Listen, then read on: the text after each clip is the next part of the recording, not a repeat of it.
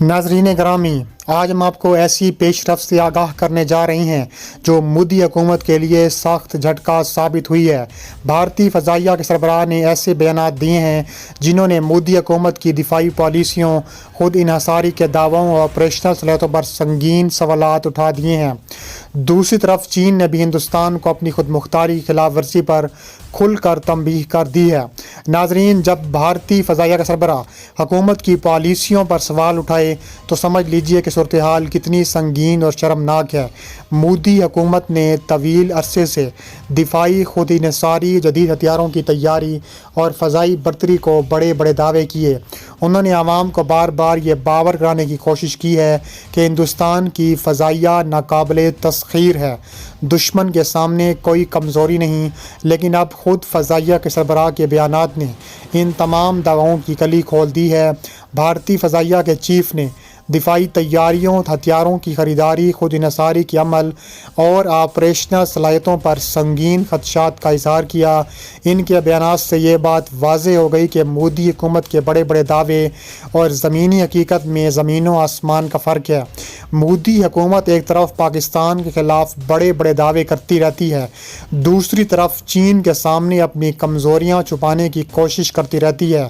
اب خود بھارتی فضائیہ کے سربراہ کے بیانات نے ان کمزوریوں کو بے نقاب کر دیا۔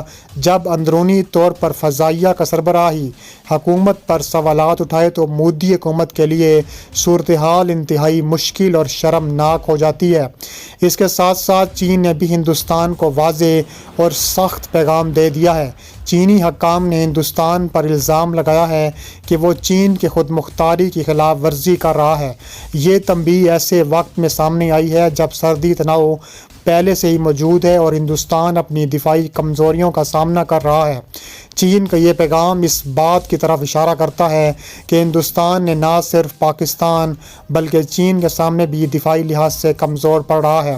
جب دو محاذوں پر دباؤ بڑھے گا، اندرونی طور پر فضائیہ خود حکومت پر سوالات اٹھائے تو مودی حکومت کی حالت زار کا اندازہ لگانا آسان نہیں ہے بلکہ بہت مشکل نہیں بھی ہے۔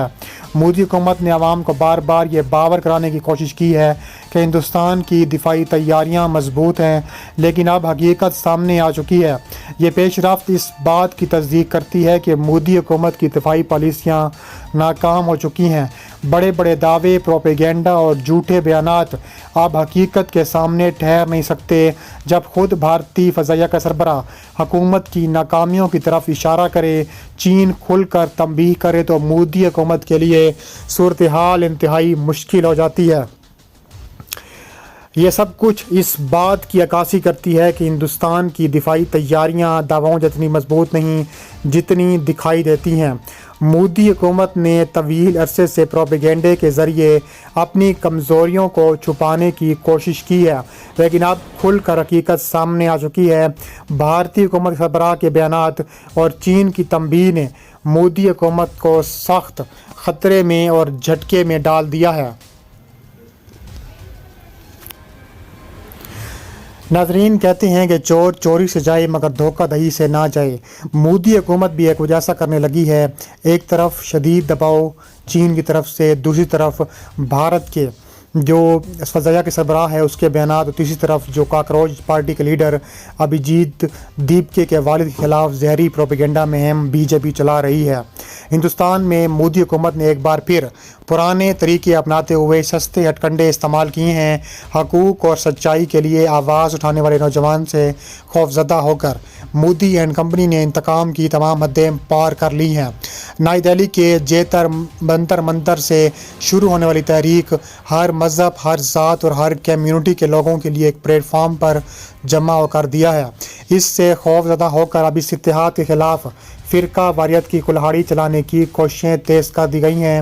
نفرت کی آگ میں جلتی ہوئی ہندوستانی حکومت نے مسلم طلبہ کو منتخب طور پر نشانہ بنایا ہے۔ احتجاج میں شامل مسلم طلبہ کو گرفتار کیا جا رہا ہے اور بی جے پی کے سوشل میڈیا سیل نے طویل عرصے سے ایسی زہریلی ویڈیوز بنا کر پھیلائی ہیں جن میں مسلمانوں کو ملک کے تمام مسائل کا ذمہ دار قرار دیا جا سکے۔ اس کے علاوہ کہا جا رہا ہے کہ ہندوستان کے طلبہ نے واقعی ایک بہت بڑا کام کیا ہے، کیونکہ جب طلبہ کا یہ سیلاب کسی مذہبی تفریق کے بغیر سڑکوں پر نکل آیا تو بی جے پی کی بنیادیں ہلا کر رکھ دی ہیں، اور کہا جا رہا ہے کہ بی جے پی شدید دباؤ میں ہے۔ اس کے علاوہ ہم بات کریں گے دونوں ملک کی فضائیہ کی خبروں کے بارے میں۔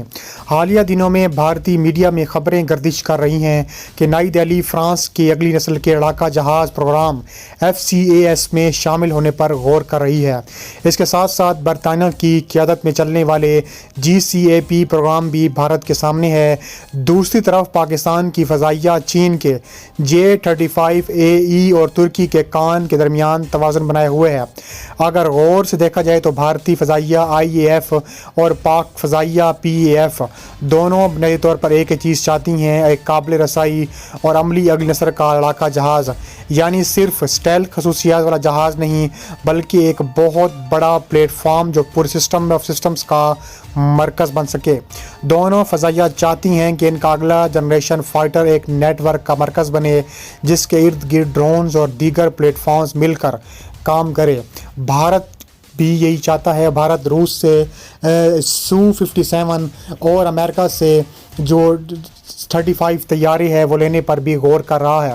اس کے پیچھے کئی وجوہات ہیں۔ فرانس پہلے ہی بھارت کا سب سے بڑا دفاعی سپلائر ہے، خاص طور پر رافیل جہازوں کے ذریعے۔ فرانس نے حال ہی میں مزید 114 رافیل جہازوں کی پیشکش بھی کی ہے۔ اگر بھارت FCAS فرانس میں شامل ہو جائے تو اسے کئی فوائد مل سکتے ہیں۔